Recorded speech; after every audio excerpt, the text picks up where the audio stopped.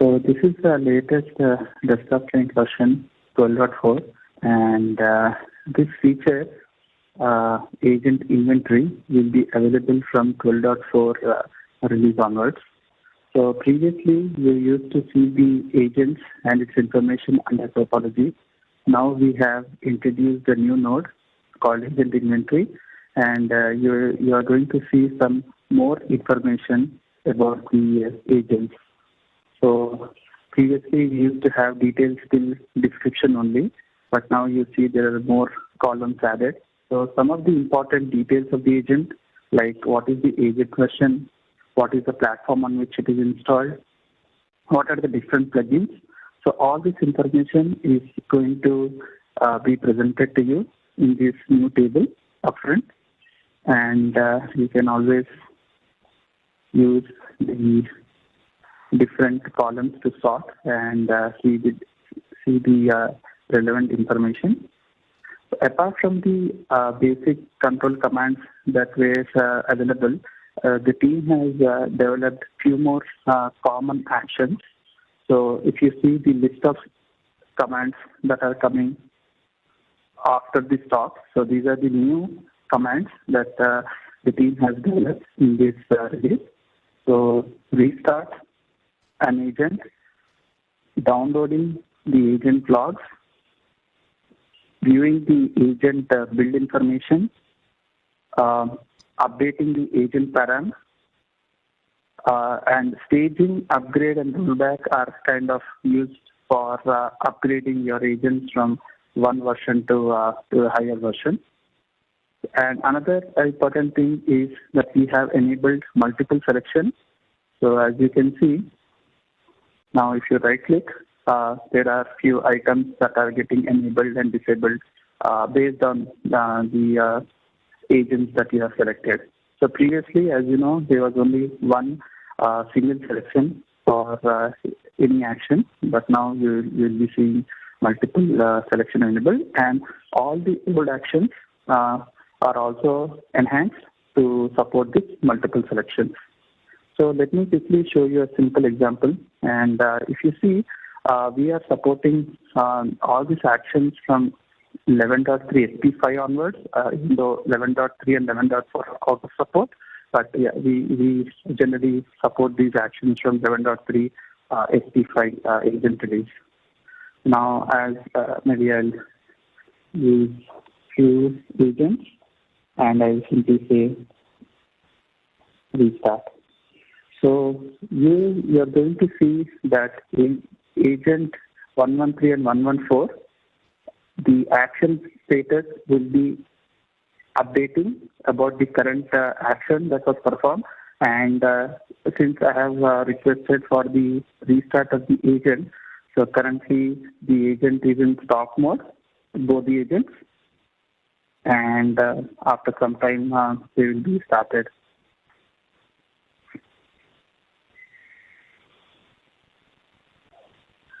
So since I have sorted based on status, you see that now you see agent 113 is restarted successfully. So it went up, and agent underscore 114, which is like 11.3 agent and 11.4 agent. So they are like restarted successfully. And the action status timestamp is going to tell you the timestamp at which these actions were performed. Similarly, there are another two columns called upgrade status and upgrade status timestamp. So as the name indicates, these will be useful when you are upgrading these agents. So let me quickly show you the updating the agent params. So I have clicked on the update agent param action, and as you can see, the entire agent param.txt file has appeared on the desktop line. So I can add any new property, maybe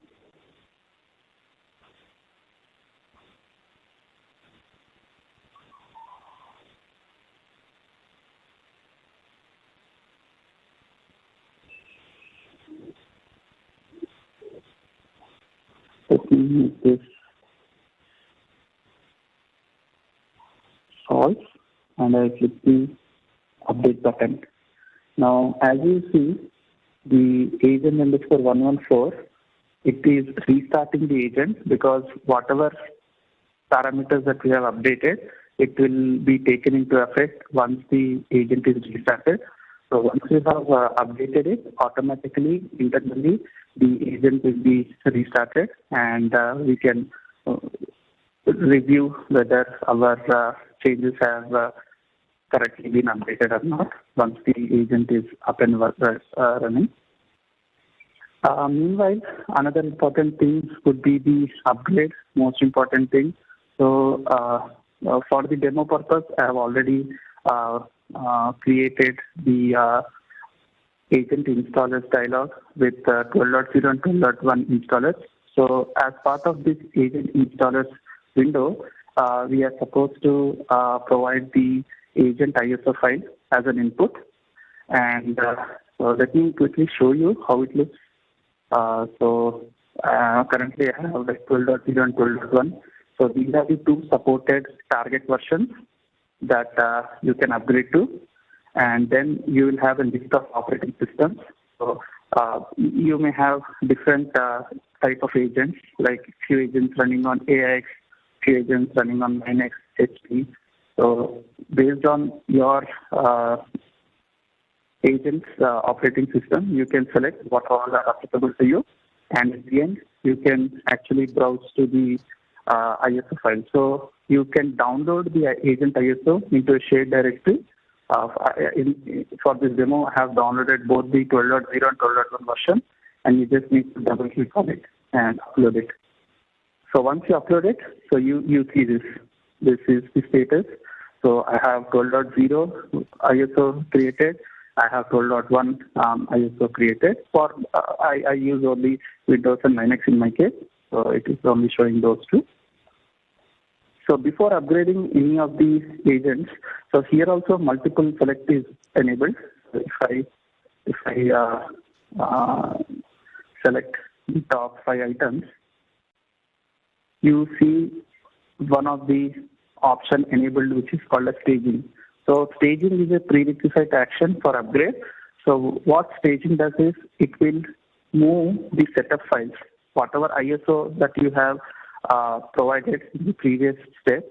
It is going to extract the setup files, and it is going to transfer those setup files to the agent box. You just need to click staging, and you just, for example, I'll just show you. Let's say I have different versions like 11.3, 11.4. I click staging. It is telling me that I have two installers. One is 12.0 and 12.1 in my system currently. So which one you prefer? Which, for example, I want to move this 11.3 agent, maybe 12.0, 12.1. So you can decide maybe 12.1, and you can say continue. So once you click on continue, you see the upgrade status is getting changed.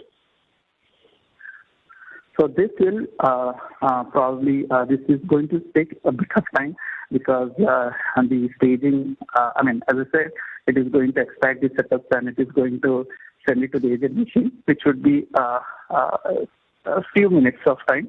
And so once this is successfully completed, ideally, once you click on this, so you must be seeing the upgrade action enabled. At this moment, since the selected agent is still in staging, so it is disabled. But once this staging is successful, you should see this upgrade action. So once you click on upgrade, so internally the agent using the setup files, it will be upgraded to whatever target version that you have selected in staging. And as I said, you can do you can select multiple agents at a time, and you can do the staging as well as upgrade. And in some worst cases, if the upgrade is completed, but you want to roll back to the previous version, you see that rollback option is also provided from here. So again, here also multiple agents can be selected, and they can be rolled back from the desktop client. So all these three actions, these are all like related to the upgrade flow. So once this is up, all the actions you can perform on the agents that are currently shown as active. So if you see any agent that is inactive, right, you'll see that these actions are disabled at this moment.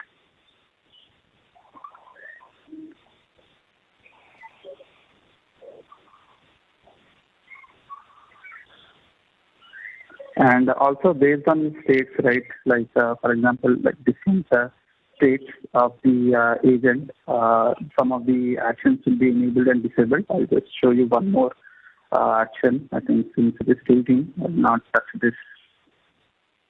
I will take some other example and let me call this agent. You are seeing it is coiled now. So if I right click on this thing, as of now, only uncoil is the only option that is enabled. I mean, of course, you can do delete agent logs and refresh agent security, but other things are all disabled. So based on your selection, based on the state at which the agent is, few of the actions get enabled and disabled dynamically. So at this moment, since uncoil is the only option enabled, you can do that. And this they have become active again. So from coils, they become active again. So and from the permissions, you can use the existing permission cmd.attcmd. Let me quickly show you. So you can restrict the users based on the permissions. For example,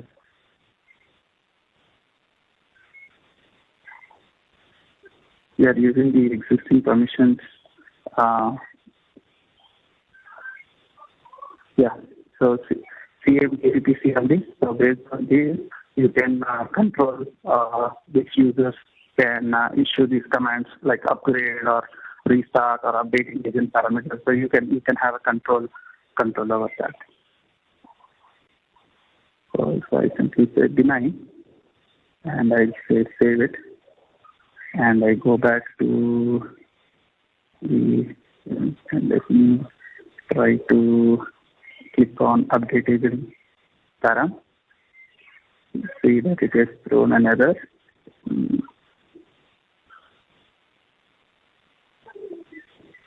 I think.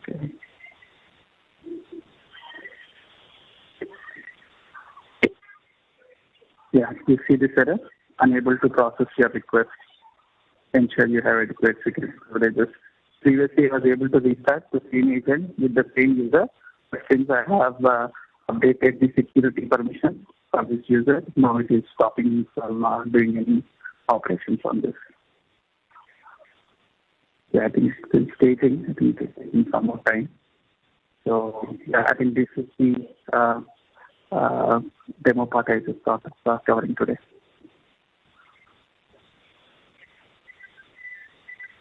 Kieran, there's a question in the chat. Yeah. Concerning the agent. Let me see. Okay, the agent is restarted or agent term is updated on the agent server procedures. Would the timestamp info get updated? Would agent auto restart? Yeah. This question is about the update agent param. So when we do it from the desktop client, is it going to update the timestamp of the agent file? The answer is yes. So let me do this again. For example, I am just adding some comments, and I say update. So as you can see, it is automatically stopping the server, stopping the agent. And if you see the timestamp, if I go to the, in this case, the agent is installed in my local box under this. So currently, it is 10:20 at my end, and you can see that it has created agent param.exe with the latest timestamp. And the old one is sitting over here. So if I open the agent param.txt, you will see and it is still taking place. I think we'll give some time. I think this is the new file that gets created.